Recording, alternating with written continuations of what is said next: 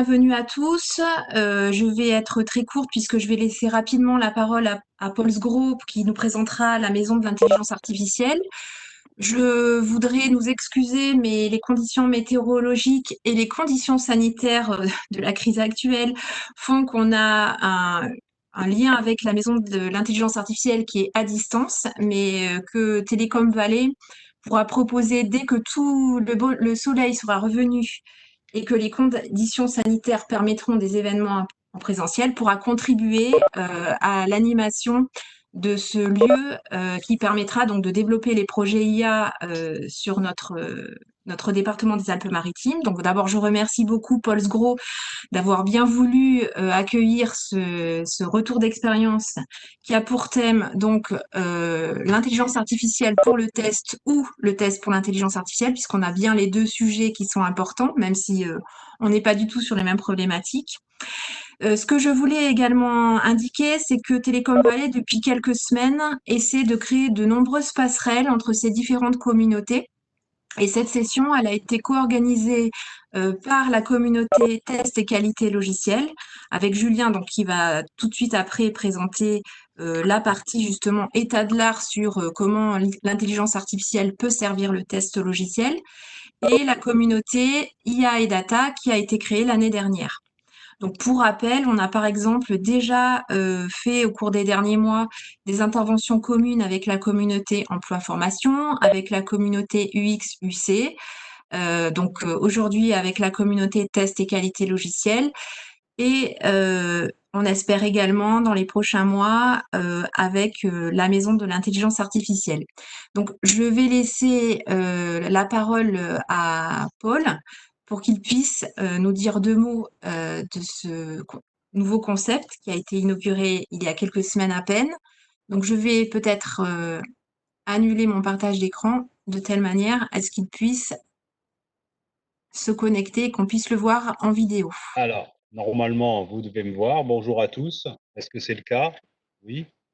Oui, Oui. c'est Est-ce que vous bon. m'entendez? C'est bon. Super. Bon, ben, bonjour à tous. J'espérais pouvoir accueillir dans la maison d'intelligence artificielle la première session avec Télécom Valley sur cette thématique IA et test. Donc, comme l'a expliqué Magali, malheureusement, ça n'a pas été possible. Donc, on sera en digital, comme on dit maintenant. Donc, je suis physiquement à la maison d'intelligence artificielle. Donc, en quelques mots, peut-être vous expliquer ce lieu, pourquoi faire et ce projet. Donc, la maison a été inaugurée le 10 mars dernier. Donc, malheureusement, juste avant le début du confinement, ce qui ne lui a pas permis de commencer ses activités et d'accueillir du public comme c'était prévu.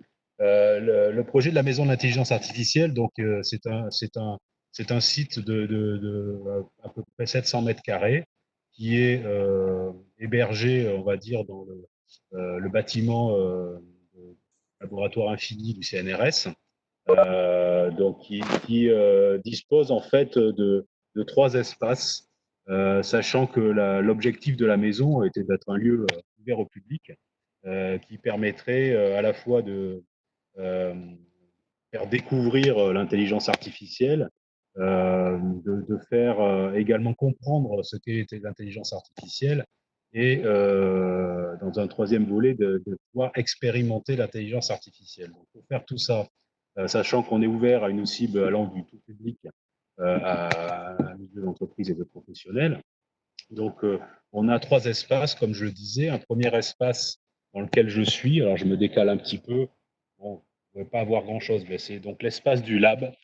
Donc, c'est la partie qui comprend à peu près 70 mètres carrés, qui est aménagée comme un lab, en fait, hein, qui permet d'accueillir des gens qui vont venir travailler ici ponctuellement. Alors, soit des étudiants qui travaillent sur des projets expérimentaux, donc qui vont développer de l'IA sur place, et avec peut-être un peu de chance, développer des démonstrateurs qui pourront être exposés dans le cadre de nos thématiques au niveau de la salle d'exposition. Ça pourra être également ponctuellement avec le partenariat que l'on doit établir avec l'incubateur PACAS, puisque la maison de l'IA n'est ni un incubateur ni un accélérateur, hein, évidemment. Donc, par contre, dans le cadre de partenariat, on pourrait imaginer pouvoir héberger ponctuellement une start-up qui a un projet assez intéressants sur l'IA qui pourraient bénéficier d'un hébergement et éventuellement de toute la puissance de calcul qu'on va installer ici, puisque prochainement donc seront installés pour démarrer 16 GPU et 200 Tera de stockage pour permettre toutes ces phases d'expérimentation. Donc le deuxième espace est une petite salle de conférence, donc aménagée en mini-amphithéâtre, donc qui peut accueillir, on va dire, un peu plus de 40-45 personnes pour des présentations ou des débats, workshops débats. Et enfin, le troisième espace, donc c'est un espace dans la maison qui occupe 300 mètres carrés, qu'on a initialement aménagé donc, pour pouvoir présenter des cas d'usage d'intelligence artificielle, donc dans différents secteurs de la vie courante. Hein. Donc, on a choisi pour démarrer les thématiques de l'IA et la santé, l'IA et le territoire, l'IA et la vie courante, et l'IA et la culture et l'art. Donc, lors de l'inauguration, on avait eu la chance et le plaisir de pouvoir accueillir différentes entreprises de l'écosystème Sophia, Nice, Côte d'Azur en général, donc pour présenter en fait des applications utilisant l'intelligence artificielle, donc avec leurs concepteurs qui étaient là. Donc, ce showroom en fait a vocation à pouvoir héberger des parcours assez différents, c'est-à-dire que ça peut être, comme ça a été le cas à l'inauguration, des parcours plutôt tech.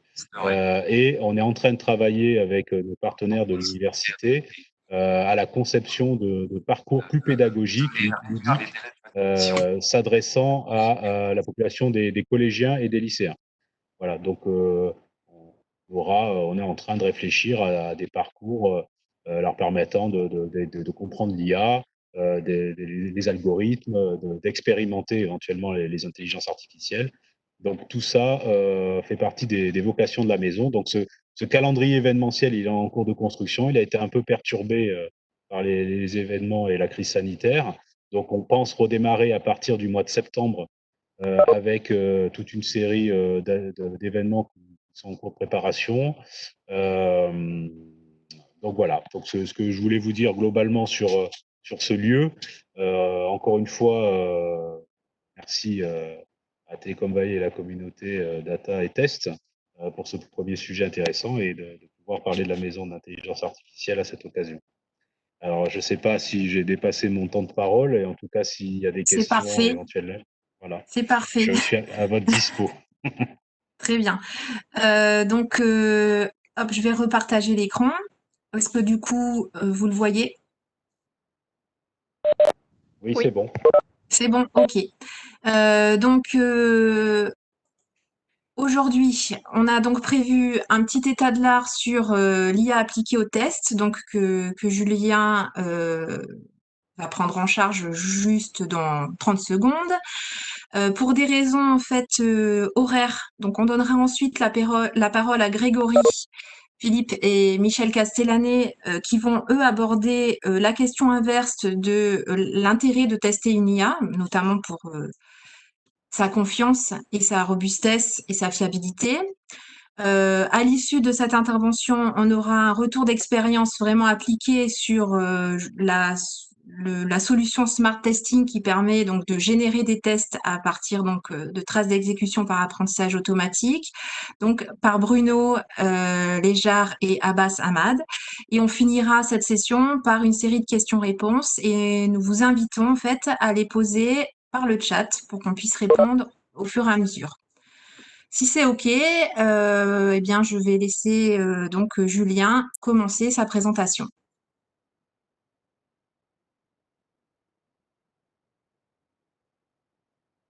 Donc je suis responsable de la communauté test et qualité de Telecom Valley et également responsable de la société All for Test, qui, comme son nom l'indique, est un pure player du test et de la qualité logicielle. Et donc, à ce titre, on a depuis quelque temps travaillé sur comment optimiser les process de test et l'automatisation des tests. Et par rapport à ça, l'IA ou le deep learning est un des outils ou des moyens qui semble intéressant aujourd'hui par rapport à notre métier de test de qualité logicielle, d'expérimenter et d'utiliser. Et comme on le verra, le marché se structure et des solutions existent déjà. Voilà un petit peu pour l'introduction. Sur la commission test et qualité logicielle, on se réunit tous les 2 mois et en fin d'année, il y aura la soirée du test logiciel organisée avec Telecom Valley, sur lequel il y a un appel à speaker qui va sortir. Donc, si des gens sont intéressés, vous pouvez proposer des sujets. Donc, ceci dit, donc sur la présentation de l'IA, donc là, effectivement, sur le slide 5, on va pouvoir... non, juste après, 6, oui. Donc, l'idée, c'était de définir, oui, bon, ok, tout le monde parle d'intelligence artificielle, mais qu'est-ce que ça veut dire exactement? Donc, grosso modo, comme on peut le voir sur le slide 7, on a aujourd'hui cette notion au départ d'intelligence qui vient en fait d'une traduction de l'anglais à l'origine. Et en anglais, la traduction serait plus adaptée vers intelligence service et tout ce qui est gestion du savoir, de la connaissance, plus que la notion d'intelligence qui sous-entend généralement en fait la notion de conscience. Évidemment, ce qui n'est pas, en tout cas, le cas aujourd'hui des robots ou de l'intelligence artificielle. Donc, une définition qui est possible, c'est lorsqu'on parle d'IA, on parle souvent en fait d'une capacité d'une machine à apprendre par elle-même. Donc là, le slide est passé un petit peu trop vite, mais c'est pas grave. Donc, il n'y a pas cette notion d'algorithme ou de déterminisme. C'est la machine qui va analyser des comportements et en déduire par elle-même le programme. Donc, effectivement, ce concept a été un petit peu lancé par Alan Turing dans les années 50 avec le test de Turing. Et donc, l'idée du machine learning, c'est de faire agir un ordinateur d'une certaine façon sans le programmer. Alors, comme on peut le voir sur le slide suivant, l'apprentissage ou le deep learning marche en fait par des notions de couches successives. Donc, si on prend l'exemple, là, dans ce slide de reconnaissance de forme, d'image ou de visage, les premières couches vont détecter des caractéristiques élémentaires qui servent de base aux couches supérieures pour détecter des caractéristiques plus complexes. Donc, c'est cette notion de réseaux neuronaux, en fait, successifs dans le traitement de l'information qui vont permettre ce qu'on appelle l'apprentissage profond. Donc, comme on le voit sur le slide suivant, ensuite, on peut avoir différents types d'apprentissage. Donc, ça, c'est vraiment des notions de base pour que vous puissiez vous y retrouver si vous ne travaillez pas sur ces sujets. Donc, il y a l'apprentissage supervisé. Donc là, on donne des exemples qui sont OK ou KO sur des données d'apprentissage et le résultat dépend en partie du volume de données et de la qualité des données. Ensuite, vous allez avoir l'apprentissage non supervisé. Donc là, il y a une absence de valeur de sortie. Les algorithmes d'apprentissage sont non supervisés. Ils ont la capacité de trouver eux-mêmes des corrélations dans les données d'entrée. Donc ça, on donne des exemples de clustering, regroupement de produits similaires sur un site de voyage. Ils vont analyser effectivement les comportements et les données d'entrée. Enfin, on va retrouver un troisième type d'apprentissage, donc qui sont les GAN, donc c'est Generative Adversarial Network. Donc là, c'est le GAN permet d'entraîner en fait deux intelligences artificielles à la fois. L'une est appliquée à la classification, l'autre à la génération des données appartenant à l'une des classes considérées. Donc aujourd'hui, on va aussi retrouver ces approches-là dans du traitement d'images, par exemple. Et effectivement, c'est une des façons les plus intéressantes de travailler. C'est une IA qui va challenger une IA. Et voilà les trois types d'apprentissage que vous pouvez retenir et qui vont être utilisés dans le métier du test pour résoudre des problématiques différentes et générer des outils différents, évidemment. Alors, à quoi ça peut servir dans notre métier de test logiciel, ce deep learning? Ben, on s'aperçoit en fait que ça peut aider les testeurs humains pour réaliser une partie de leur tâche, donc anticiper les risques, évidemment. On va retrouver la notion de prédiction et pour optimiser l'effort de test. Donc, dans les stratégies de test, c'est un des enjeux. On doit essayer d'évaluer les risques et adapter l'effort de test à ces risques. Donc là, on va pouvoir le faire non pas par le savoir de l'être humain, mais par l'analyse des différentes itérations de test sur un projet. Et en disant, bah, tiens, on va modifier telle partie du logiciel. Et l'IA va dire, tiens, tu devrais concentrer tes tests sur telle partie parce que il y a des chances qu'il y ait des anomalies de manière plus élevée sur cette partie du logiciel. Donc ça va permettre de créer la notion un peu de compagnon, d'assistant du testeur. Ça peut aussi servir pour optimiser l'automatisation des tests. Donc, automatiser la maintenance, proposer, générer des jeux de données de tests différentes, refactorer ou mettre à jour des anciennes campagnes de tests devenues obsolètes de manière semi-automatique et apporter une nouvelle approche du métier de test, que là, on va pas essayer d'avoir des scénarios de test, mais on va récupérer des data pour générer automatiquement des cas de test, par exemple, ou pour aider le testeur à développer des nouveaux cas de test sur une partie de données. Voilà. Donc, sur le slide suivant, on affine un petit peu sur tout ce qui est prédiction des défauts. Donc là, l'idée, c'est de créer un modèle qui soit prédictif à partir des précédentes releases pour estimer où les risques de défaut sont les plus élevés. Donc, particulièrement intéressant quand la release comporte un nombre de lignes de code importantes pour avoir une donnée de priorité sur les composants à tester. Donc ça, je vous en avais parlé rapidement. Ce petit slide évoque cela. Sur le slide suivant, en fait, on va voir tout ce qui est prédiction des défauts. Donc là, on essaie de récupérer tous les logs sur un projet. Donc, c'est les logs qui viennent du développement, du test, voire de la production. Si tu pouvais juste laisser la façon précédente d'afficher les slides, ça me permettrait d'avoir les détails associés de mon côté. Ouais, super, merci. Certains participants demandent à avoir les slides en plus grand, en fait, en plein écran, c'est pour ça. D'accord. Je sais pas après les. Ah oui, d'accord, ok. Oui, tu peux essayer de grossir un tout petit peu le slide encore. Ça va passer, voilà. Bon. Non, là, c'est plus petit, là.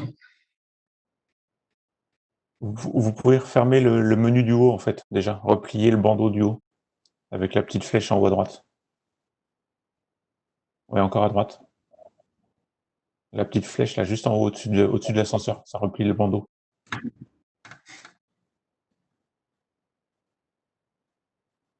Travail collaboratif. Super.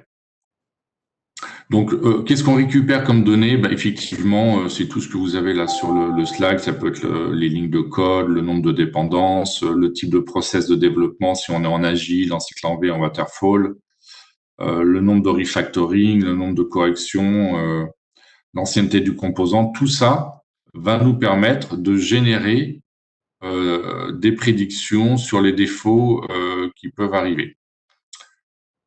Donc, sur le slide suivant, on va voir un autre cas d'usage. Donc, c'est tout ce qui est rétromodélisation. Donc, une IA, en fait, en analysant le comportement des utilisateurs sur une appli mobile, par exemple.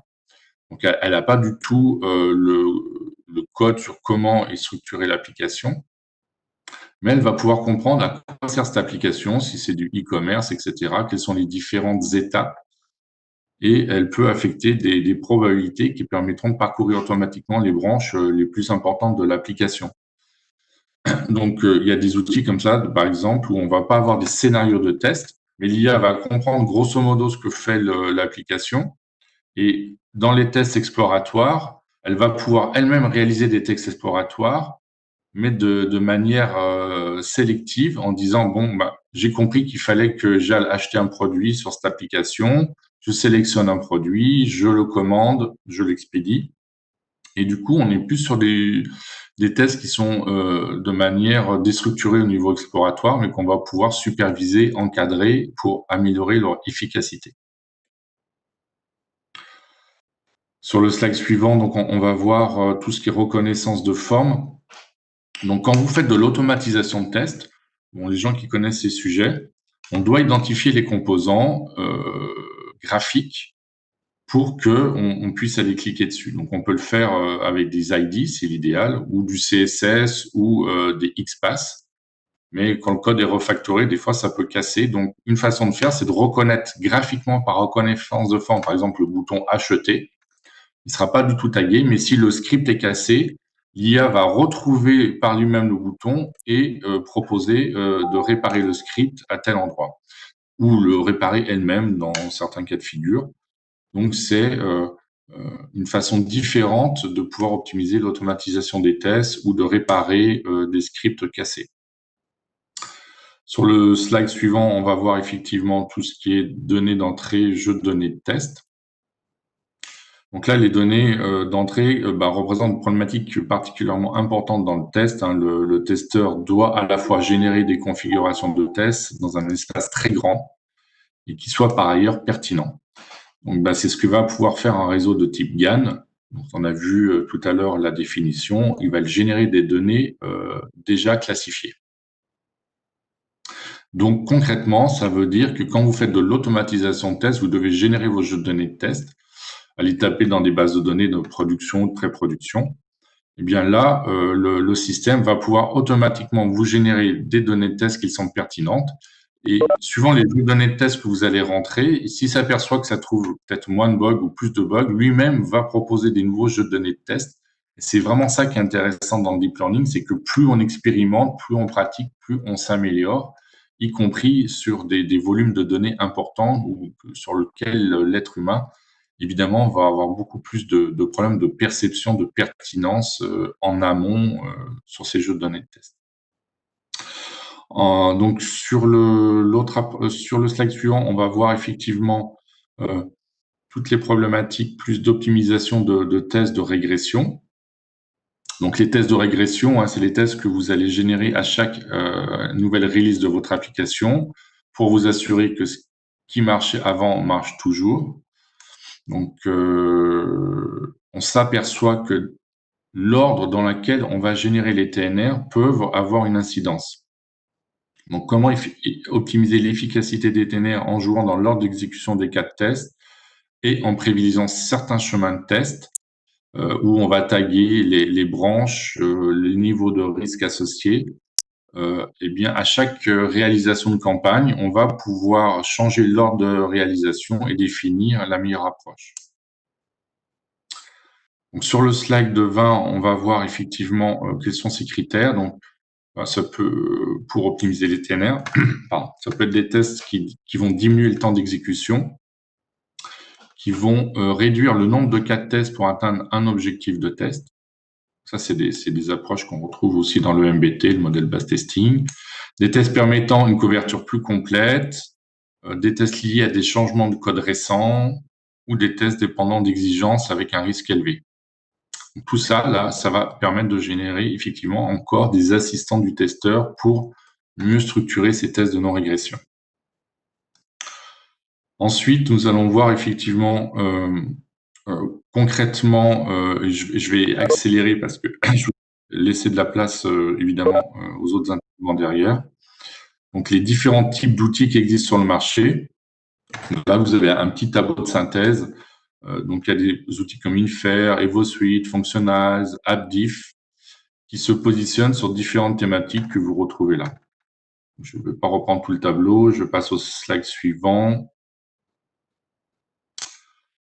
Donc, ça, on en a déjà parlé, je vais passer au slide suivant. Donc, là aussi, on va passer sur les outils. Voilà.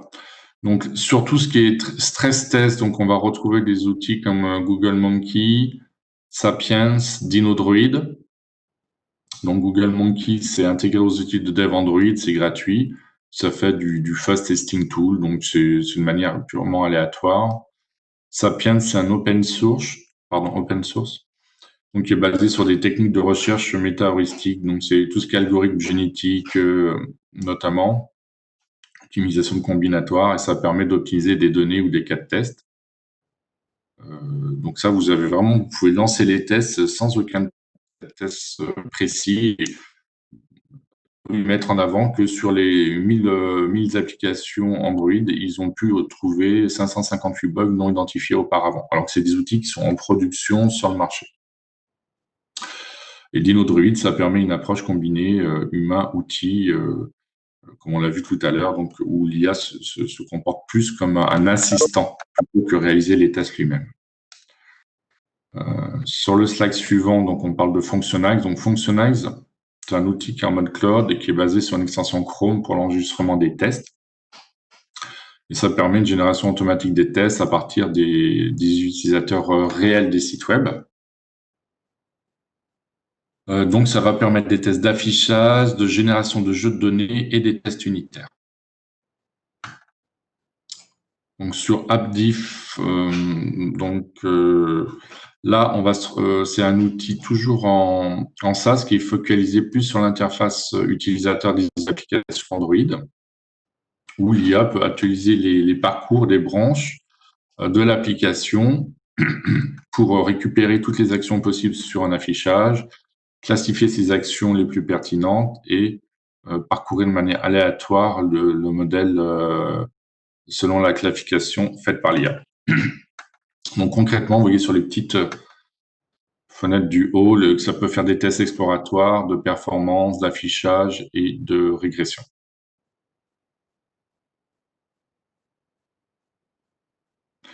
Infer, c'est un outil qui est utilisé plus sur les tests unitaires.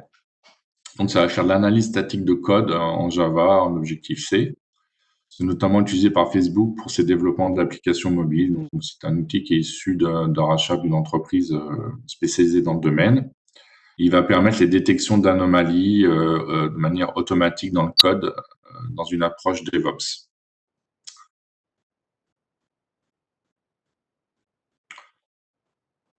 Voilà, je ne vais pas rentrer plus dans les détails. Donc, EvoSuite, c'est des algorithmes génétiques. Donc, on va générer des suites de tests unitaires en Java pour maximiser la couverture de code. Et comme dans la sélection génétique, en fait, on va voir les algorithmes qui sont les plus adaptés à survivre, entre guillemets, ou à détecter des anomalies. Et d'une itération à l'autre, il va y avoir des choix qui vont se faire sur tout ce qui est reproduction, mutation. Donc, c'est des algorithmes évolutifs. Donc, la population initiale est générée au hasard et l'évolution des performances de chaque individu. Et on va évaluer les performances de chaque individu. Donc, dans le cas d'EvoSuite, la couverture de code, ce sera l'objectif. Voilà. Et on va faire des mutations et des reproductions sur ces bases-là. Alors ça, c'est un nouvel outil qui s'appelle CodeDefect AI, dont l'approche est pas très éloignée. Donc, c'est aussi ciblé sur des tests unitaires. C'est Microsoft et Altran qui ont sorti ça cette année. Donc, il identifie des zones de code qui pourraient comporter des bugs et suggère une série de tests destinés à diagnostiquer et les corriger, en fait. Et puis, permettre l'amélioration de la qualité des logiciels et en réduisant les temps de développement. Donc là, on est sur du test unitaire.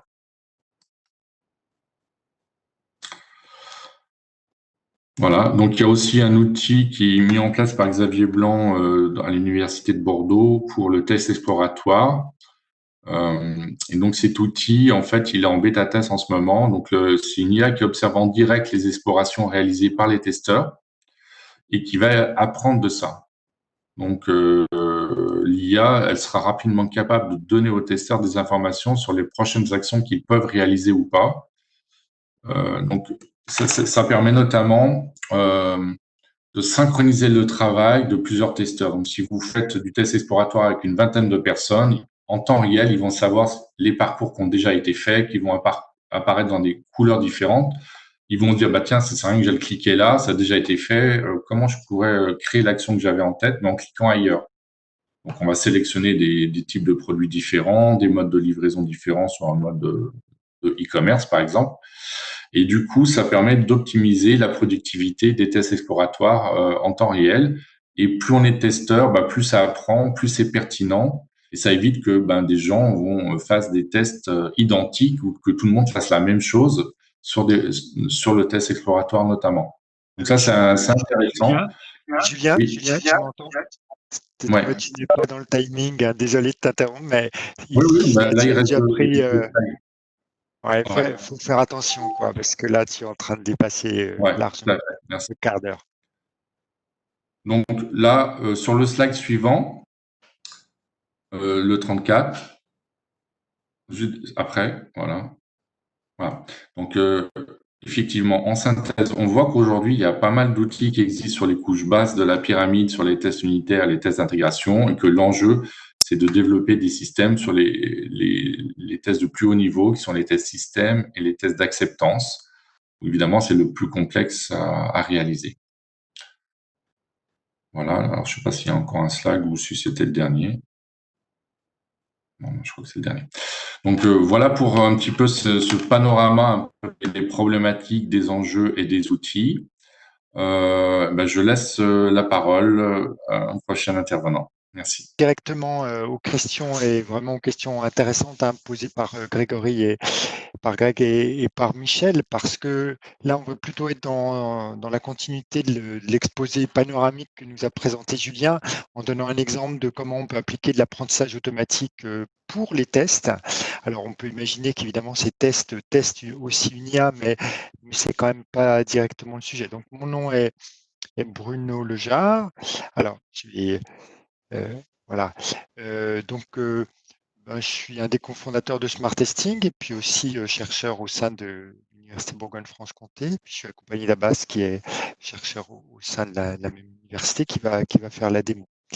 L'idée, c'est de vous parler de deux exemples concrets. Quand on parle d'IA pour le test, aujourd'hui, on parle, il y a une dynamique extrêmement forte sur l'utilisation de techniques d'apprentissage automatique et finalement de l'ensemble des techniques qui sont sur la table, c'est-à-dire à la fois des techniques supervisées, non supervisées et des techniques aussi par renforcement. Donc, ce qu'on va vous présenter va à la fois concerner en particulier du non supervisé. Alors, il y a deux sujets que on va évoquer. Le premier, on va le survoler, mais vous verrez l'affiliation entre le premier et le deuxième. Donc, Julien évoquait tout à l'heure le besoin d'avoir de l'IA sur disons les couches hautes des tests et du processus de test, c'est-à-dire la conception des tests et les tests systèmes. Finalement, les deux applications dont on va vous parler ici concernent ça. La première traite de refactoring de tests manuels. Donc, on est sur des tests documentés sous une forme en langage naturel, en anglais, en français ou dans d'autres langues. Et je vais avoir un slide là-dessus.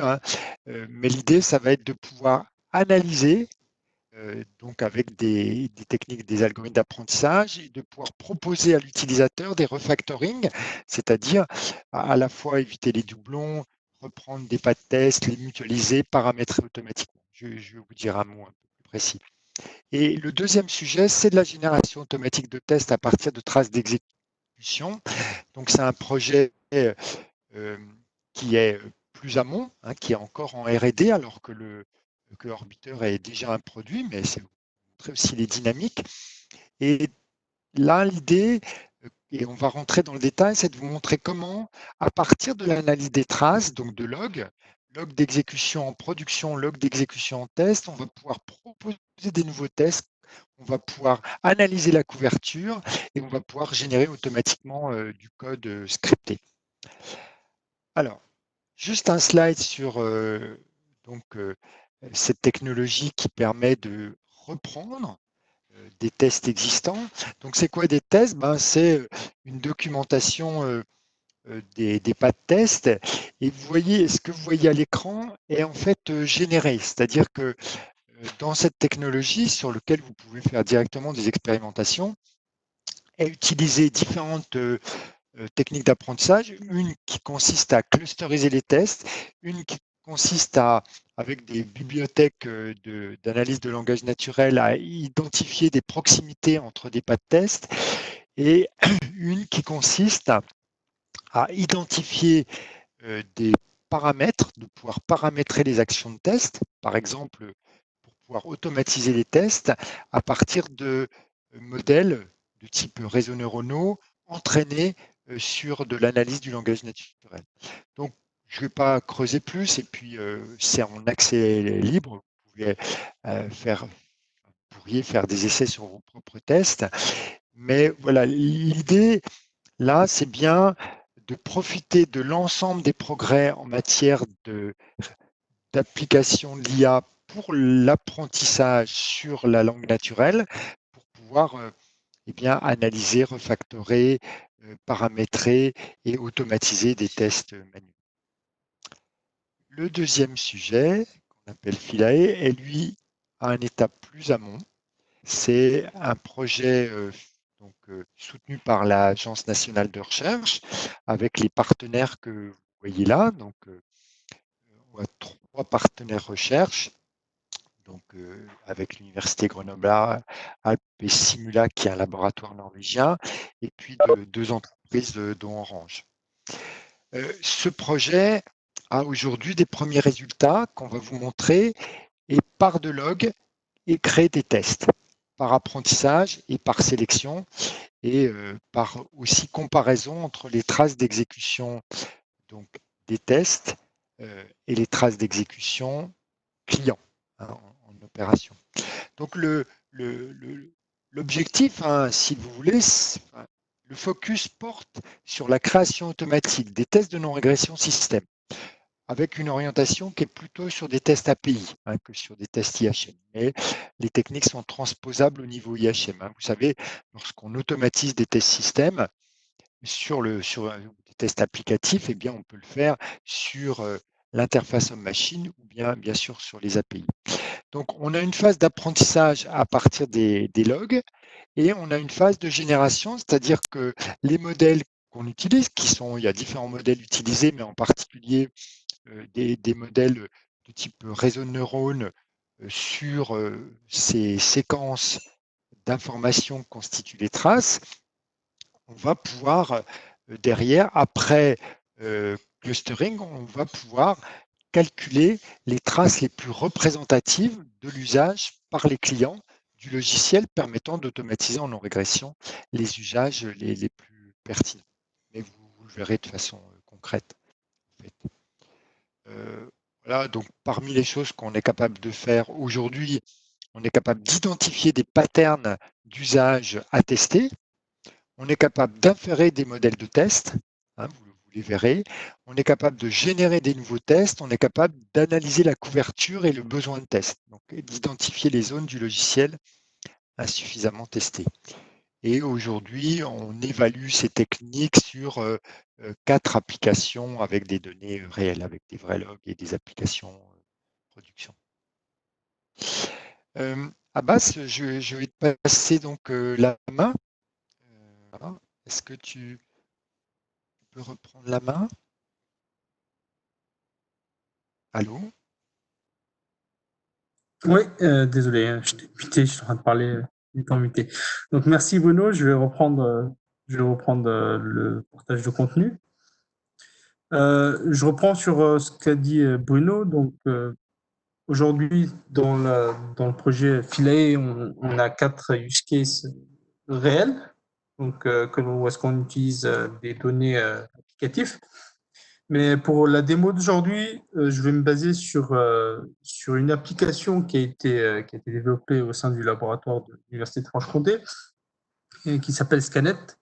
Vraiment, on voulait, dans l'idée, on voulait se mettre dans un environnement simulé pour valider la démarche. Donc, Scanet, c'est une petite application sur navigateur qui permet de simuler un supermarché parce qu'on va prendre une scanette et aller acheter des objets au supermarché. Donc, cette application nous permet de générer des traces d'exécution. Donc, si je lance la simulation, on a des traces que vous voyez là Donc, je vais les filtrer. Donc, on a des traces d'utilisation des utilisateurs de la scanette qui vont aller scanner des objets du supermarché et ensuite se rendre en caisse pour aller payer leur panier. Donc, on a même la possibilité d'aller générer d'importantes quantités de données dans l'animation, parce que pour faire de l'apprentissage ou du clustering, donc, on va aller générer des centaines de milliers de traces de log au cours de l'application. Donc, je vais fermer ça. Ces données-là, du coup, les traces d'exécution, on les récupère sous forme de log, qui sont des traces CSV. Par exemple, là, je prends un fichier où est-ce que j'ai 1026 traces d'exécution. Ces traces-là, à un moment donné, on les transforme sous un format standard qui s'appelle AgileK, qui a été aussi développé pour du projet ANR. Donc, on a un petit script qui permet d'aller transformer nos traces en format standard AgileK. C'est une librairie qui est accessible à tous sur la librairie Pipi. Donc, ce qui nous permet aussi de voir combien de fois on a des actions, par exemple suppression d'un article, scanner d'un article, on voit que c'est l'action qui est la plus effectuée au cours des 1026 traces d'exécution. C'est le fait de scanner qui revient le plus souvent. Donc, une fois que l'on a récupéré ces traces d'exécution, qu'on les met sous forme standardisée AgileK, standardisée pour le projet Philae, bien sûr, si vous avez vu. Donc, c'est vraiment un fichier JSON qui reprend à peu près toutes les traces, juste pour les standardiser. Alors, j'essaie de me débarrasser de ce carré, mais voilà, beaucoup mieux. On a aussi récupéré des traces d'exécution des tests fonctionnels, parce qu'on a des tests qui sont faits, des tests fonctionnels que l'on va aussi standardiser. Donc, du coup, on a deux fichiers, des traces d'exécution. Donc, c'est le fichier 2026 étapes. Et ensuite, les traces d'exécution des tests fonctionnels. On va voir l'utilité de ces traces-là juste après. Donc, Orbiter Trace, c'est un produit qui a été dérivé du produit Orbiter qui a présenté Bruno pour le test de non-régression manuelle. Il est aussi en libre accès sur l'URL qui est sur les slides. On peut créer un compte rapidement et on a accès directement. Donc, une bonne chose à savoir, c'est que l'application tourne en local et non pas en back-end. Donc, tout tourne sur l'ordinateur en local. Une fois que l'on se connecte à l'application, on va pouvoir importer plusieurs types de fichiers. Donc, du coup, pour nous, on va utiliser les fichiers AgileK, qui est notre standard dans le projet Philae, et on a plusieurs options lorsqu'on veut importer les fichiers. La première option, c'est de juste importer sans faire de merge dans les traces d'exécution. Ou alors, on va demander aussi de faire des merges, c'est-à-dire que lorsqu'un client il va prendre une scannette et scanner 10 articles, on peut lui dire, OK, tu vas me rejoindre toutes ces actions-là, qui est le fait de scanner 10 articles à la suite, et tu me les rejoins en une seule action, parce qu'on n'a pas utilité à faire le scan 10 fois. Ou alors, on peut aussi aller se raffiner un peu plus, ou est-ce qu'on va ignorer les boucles dans les traces d'exécution. Donc, je prends ça, c'est ce qui est le plus représentatif. Sinon, on va avoir beaucoup de traces. Donc, du coup, je vais aller chercher mes fichiers que je viens de convertir. Donc, voilà, je prends le fichier 2026 traces. On arrive à voir ce que fait l'outil. Il va aller clusteriser ces traces-là pour nous donner une représentation des actions qui sont effectuées dans l'application. Donc là, on a un cluster qui regroupe un certain nombre d'actions, par exemple, qui est le fait de débloquer une scannette, scanner plusieurs fois un article, on va aller le supprimer. On peut ensuite aller, par exemple, abandonner la scannette ou alors aller se rendre à la caisse et payer les articles que l'on a sélectionnés. Notamment le fichier standardisé AgileK nous permet de conserver toutes les données on va le voir plus tard, pour pouvoir récupérer tous les données des traces d'exécution pour pouvoir ensuite exécuter les tests qui seront générés automatiquement. Par exemple, lorsqu'on décide de faire une action scanner, on sait quel outil on a, quel produit on a à scanner. Là, c'est des traces, donc comme on a vu, j'ai importé les traces d'exécution. Maintenant, je vais pouvoir comparer avec mes traces de tests fonctionnels qui vont être aussi clusterisées. Donc, je vais pouvoir importer un deuxième set de traces. Là, je vais importer pareil en ignorant les loops et je prends les tests fonctionnels pour les rajouter à mon application. Donc, du coup, on voit tout ce qui est en bleu, c'est les traces fonctionnelles, mais je peux aussi les comparer avec des clusters de traces de tests fonctionnels et on va avoir une sorte de merge des deux graphiques.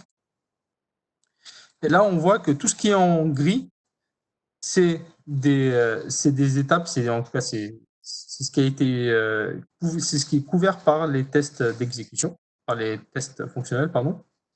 Et tout ce qui est en bleu, c'est des étapes qui ne sont pas couvertes par nos tests. Donc, l'idéal, ça serait d'avoir des traces de tests fonctionnels qui couvrent tous nos parcours applicatifs.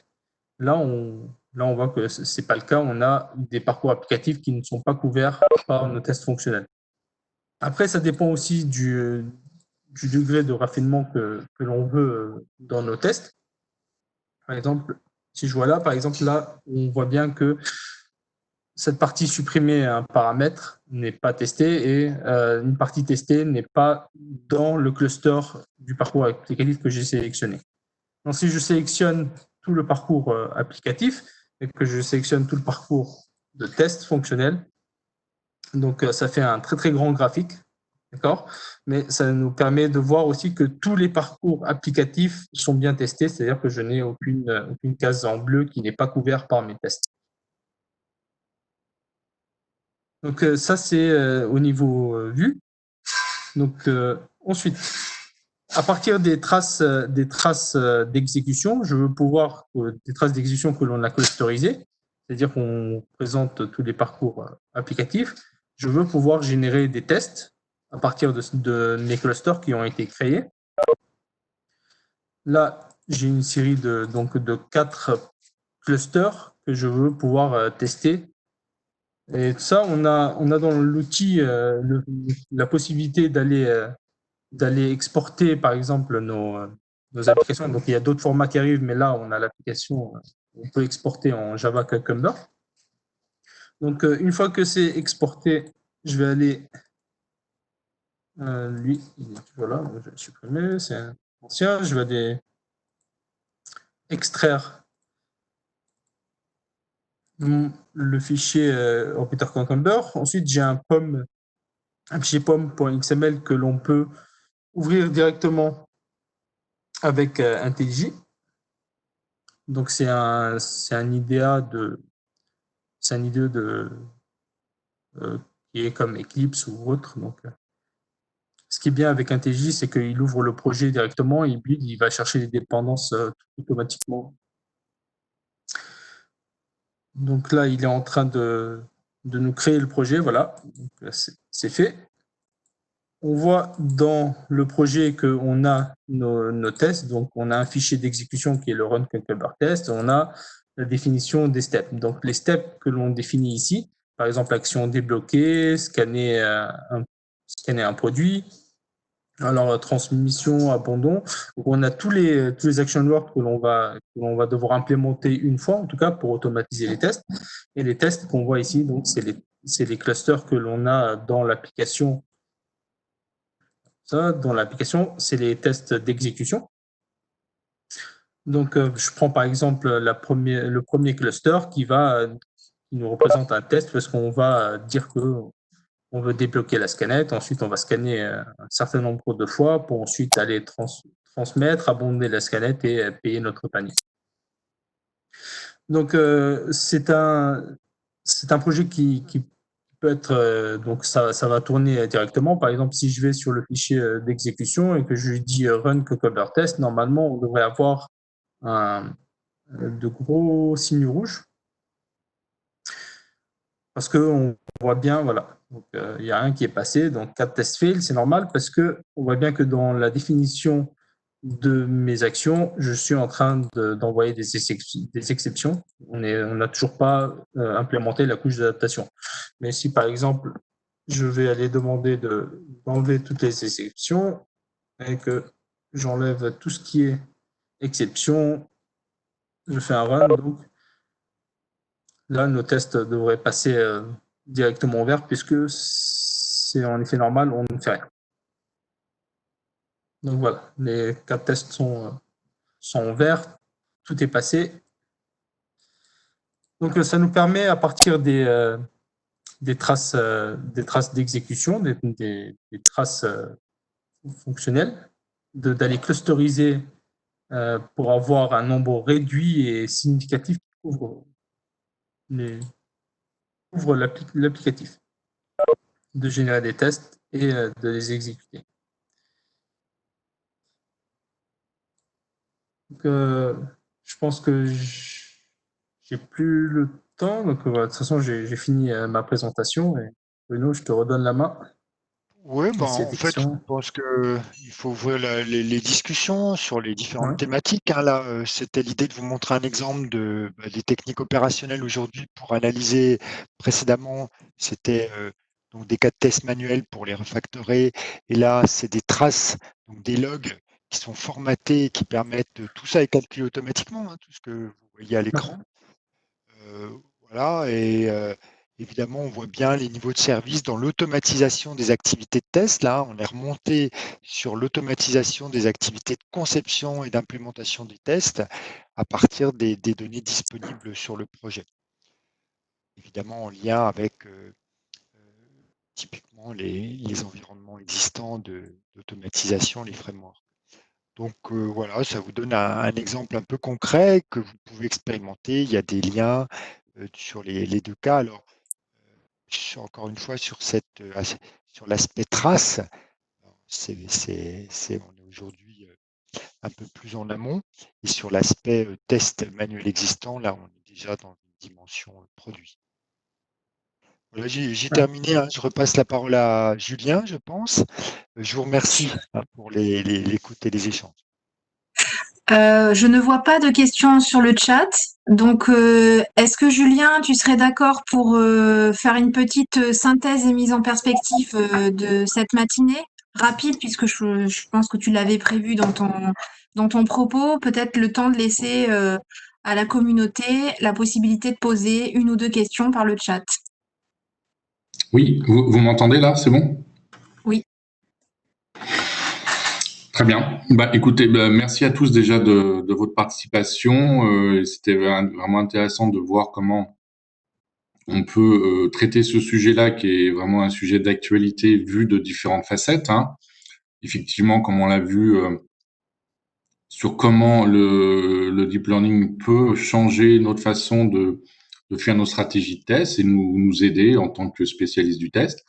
Mais également, la question se pose quand on utilise le deep learning, comme on le disait, des fois, il y a un peu cette notion de boîte noire qui peut être un peu stressante où on ne sait pas forcément qu'est-ce qui se passe à l'intérieur. Donc, comment tester quelque chose qui n'est pas déterministe?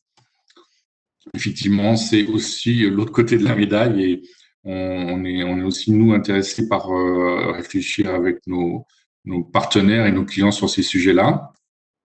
Maintenant, si on veut se projeter, donc on voit bien que comme dans n'importe quel métier, l'IA va changer un petit peu les habitudes, les façons de travailler.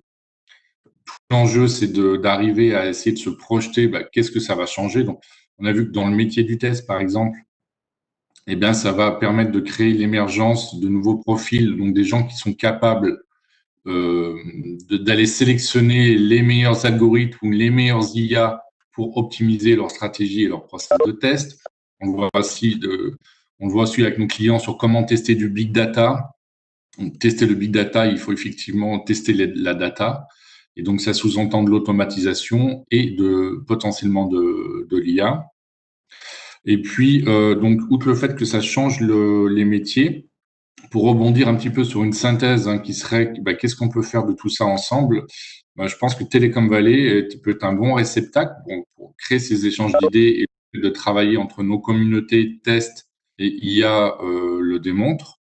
Donc maintenant, je vois déjà qu'il y a eu des commentaires de certaines personnes qui peuvent être intéressées par collaborer avec d'autres. Donc, effectivement, si vous souhaitez qu'on vous aide soit à implémenter des outils ou des méthodes pour utiliser l'IA dans vos process de test, vous pouvez, on peut échanger ensemble, faire appel à nous. Nous, on peut servir un peu aussi d'intermédiateur entre des startups qui développent des outils, des chercheurs et puis notre connaissance du métier du test pour que ça soit vraiment concret sur une approche industrielle. Et puis sur comment tester l'IA, effectivement, là il y a toute une problématique qui est très intéressante et sur lequel on peut créer cet échange. Donc, n'hésitez pas suite à ce webinaire à transmettre par mail vos propositions de projet, de réflexion, vos besoins de collaboration sur le mail de Telecom Valley à Sandra ou sur le mail d'Allfortest. Je ne sais pas s'il apparaît dans les slides, mais c'est contact@allfortest.com.